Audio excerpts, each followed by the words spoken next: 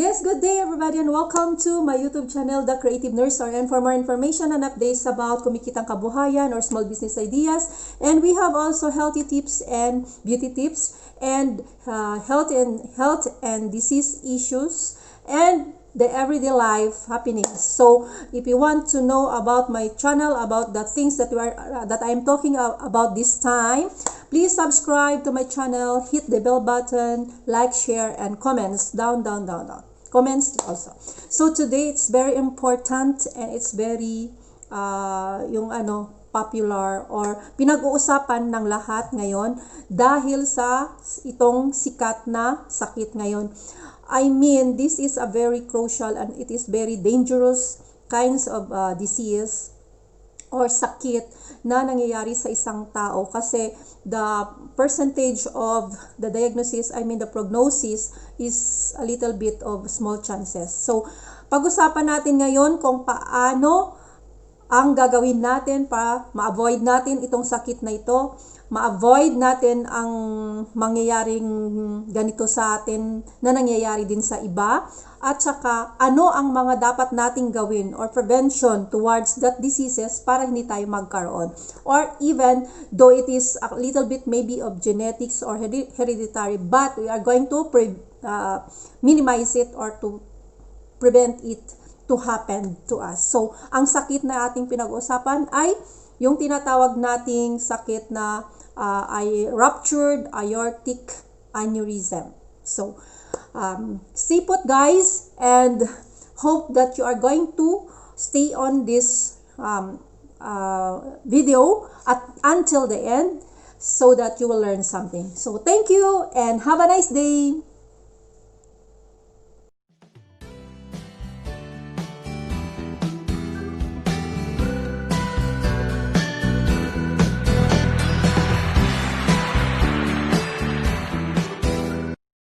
So, back tayo guys. Una, pag-usapan muna natin itong aneurysm. So, may mga types ng aneurysm na makikita na mangyayari na pumutok ang artery sa different kinds or parts ng ating katawan. Like for example, we have the brain aneurysm. So, yun yung pumutok na artery doon sa malapit sa ulo natin, sa brain natin. We have also the thoracic yung dito malapit. We have also the thoracic aneurysm and we have the abdominal aneurysm or the abdominal aortic aneurysm. So yung yan siya. In short, para maintindihan ng lahat, kasi gusto ko maintindihan ng lahat, hindi naman tayo nasa medical field lahat. So ang ruptured aortic aneurysm ay yung pumutok na artery sa mga parts na sinabi ko at sa mga part ng katawan natin. So, what is aneurysm? So, aneurysm is a balloon-like bulge of an artery wall. So, parang nagbabalon siya, lumobo, parang ganon sa mga artery wall natin. Lahat ng parte ng katawan na may artery, it can happens to have aneurysm or ruptured aneurysm or ruptured artery wall. Yun siya. So, as an aneurysm grows, it puts pressure on nearby structure and eventually it will rupture. So, a ruptured aneurysm releases blood into the subarachnoid space, yung sa outside na ng arterial wall. Then, around the brain, a ruptured aneurysm releases blood into the subarachnoid space around the brain, yung sa brain, around the brain, yung sa labas na ng arterial wall ng brain. It is called that in that subarachnoid space. And a subarachnoid hemorrhage is a life-threatening like type of stroke. So, yun siya. So, it will rupture. Pag nag-rupture niya, syempre yung dugo magkakalat doon or magkakalat doon. So, it will cause hemorrhage on that area, and it will be a life-threatening type of a stroke kung sa brain siya mangyayari. Okay, so next na sample ng may aneurysm is we have in a thoracic aortic aneurysm. So, pinapakita ko sa inyo yung picture dyan. Picture.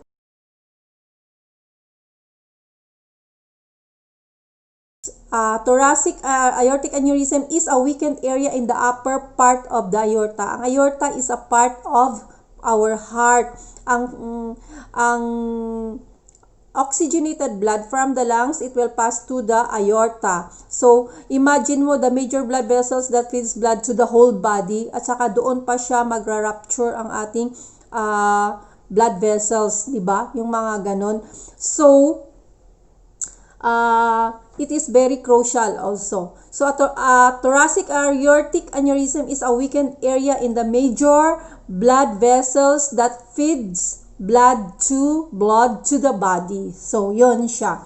So, imagine mo yan yung mga pinaggagalingan talaga ng mga ganitong sakit, no? Diba? Napaka-crucial siya at saka napaka-dangerous. So, ipapakita ko rin sa inyo kung saang part niyang thoracic area na yan. Okay?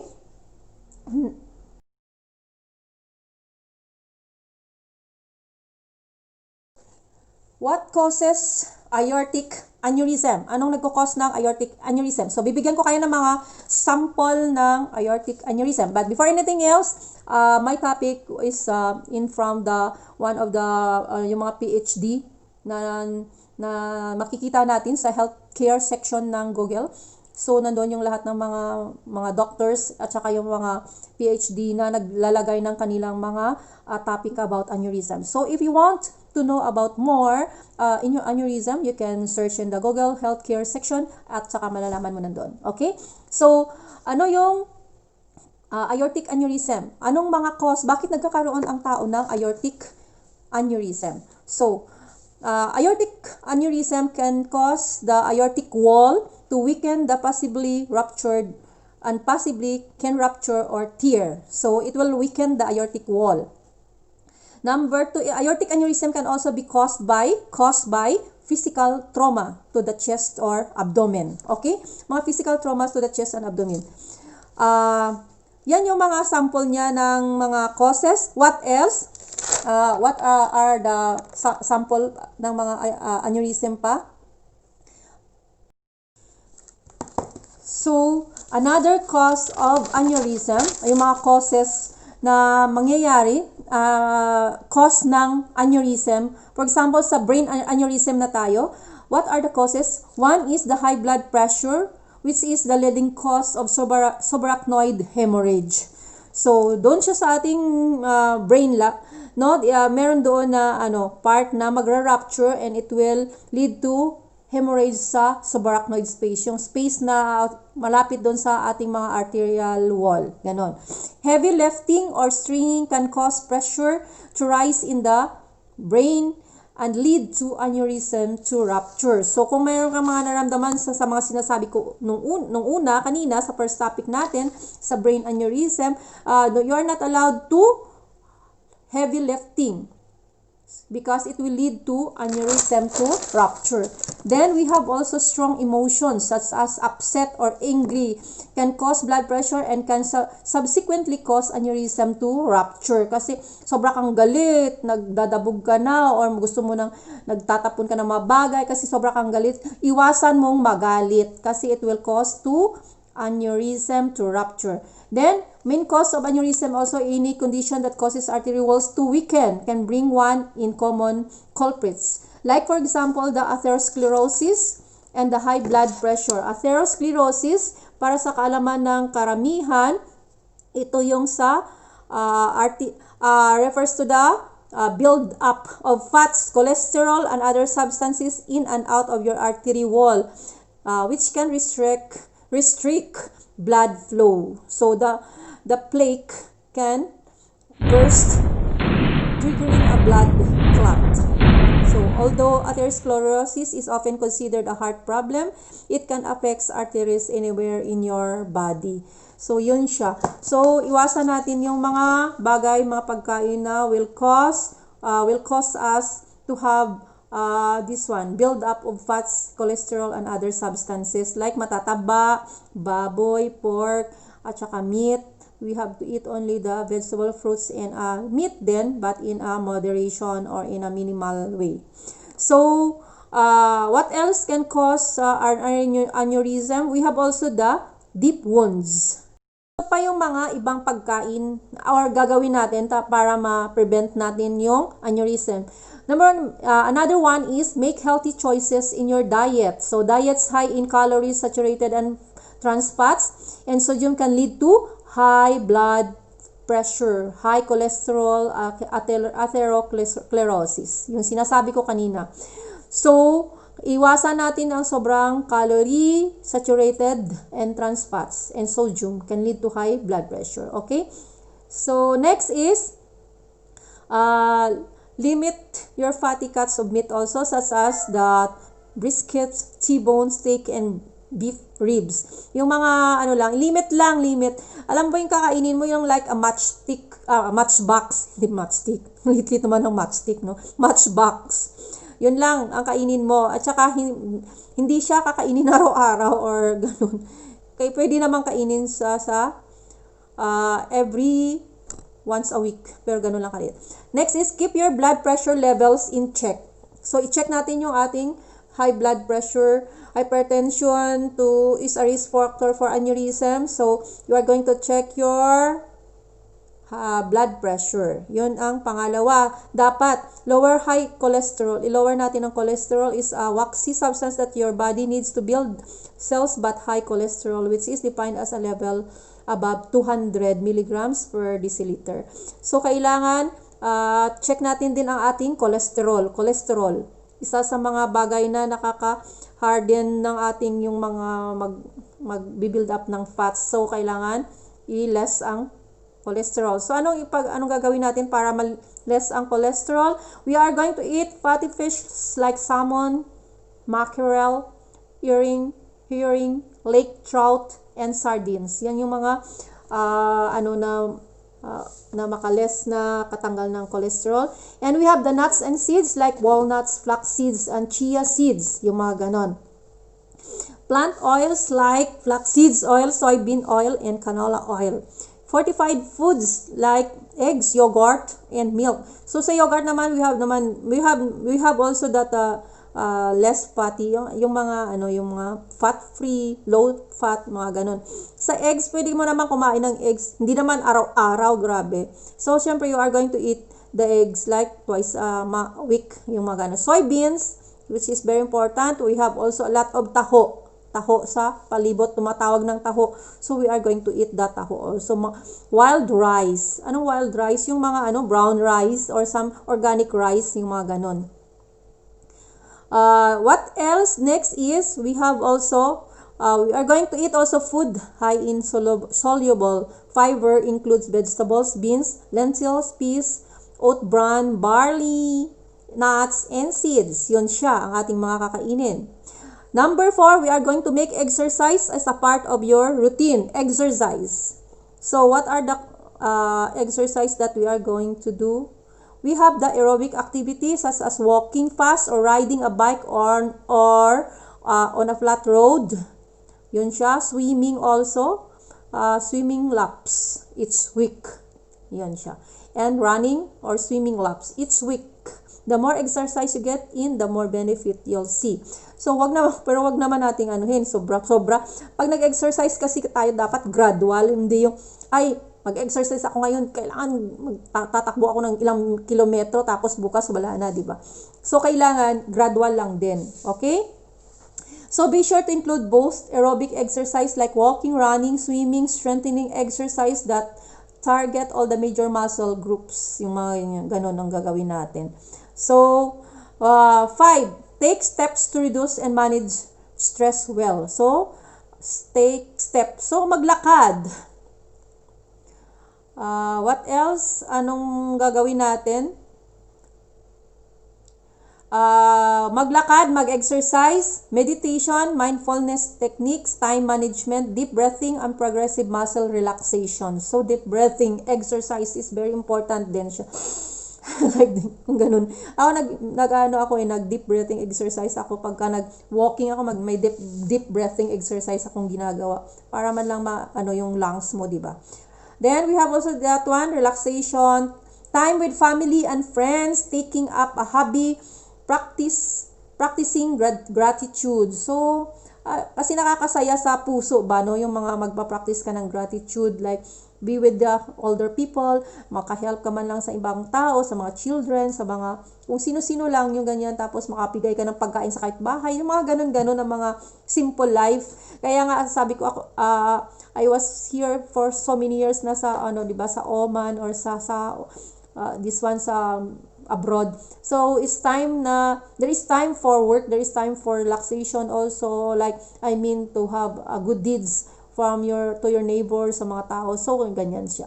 So, kailangan din nating practicing gratitude, being realistic about your time and saying no if hindi naman pwede, hindi pwede yes, hindi pwedeng yes na lang kagad, tapos napagod ka na.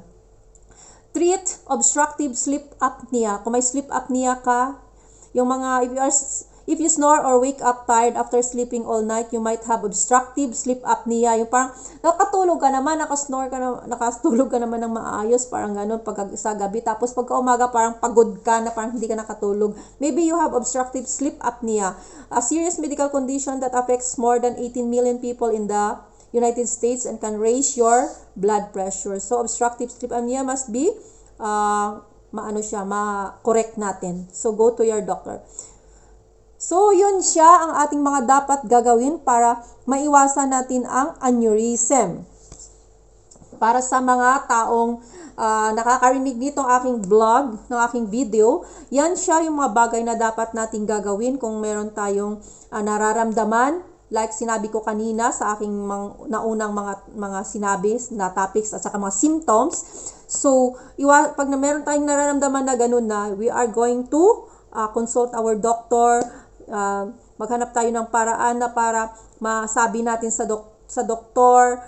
Kung wala pa tayo ngayong pera, kailangan maghanap tayo. We have also public doctors that you can have their check up in the OPDs, in the government agency, or in the government hospital, in the clinic, or sa mga ganon, di ba? Meron tayo, we have to make use of that. Okay, so what else? I told you before also that quit smoking. Smoking is not so important not very important. No importance at all sa ating katawan itong smoking. So, you have to quit smoking. Kasi pag nag-smoke ka, alam mo naman na yun, yung mga arterial wall mo, mapupuno na ng nicotine, lahat-lahat, pati lungs, wala nang daanan ng air, hanggang sa mamamatay na yung area na yon, tapos magkakos siya ng aneurysm din. Okay? So, what you are going to do is to stop smoking. Okay, you can go to your doctor, ask for help, kick the habit, consider using over-the-counter stop smoking products like nicotine gum, patches, lozenges, or ask your doctor to recommend a prescription medication and smoking cessation program. Yun. Also, secondhand smoke can be the same damage. So, kung mayroong family mo, kung hindi nag-i-smoke, ikaw nga naman nag-i-smoke, so lahat ng mga tao sa bahay mo parang mayroon ng second-hand smokers. Number 8 is avoid certain prescription drugs and all recreational drugs. Yan, blood thinners and certain prescription description. So, kung walang prescription ang gamot, huwag bilhin, such as the ephedrine and amphetamines and cause an aneurysm to form, rupture, and bleed. So, recreational drugs like cocaine should also be avoided because they damage the blood vessels. Lahat ng mga recreational drugs, shabu, ano mga ba yun? Yung shabu, cocaine, morphine, something, ano ba yung mga ganun mga drugs, mga drugs na recreational drugs na yan. Marijuana, ano pa ba? Yan lahat yan, yung mga ecstasy or something, ganun. Yun yung mga bagay na dapat hindi natin gamitin. It will damage the blood vessels. Okay?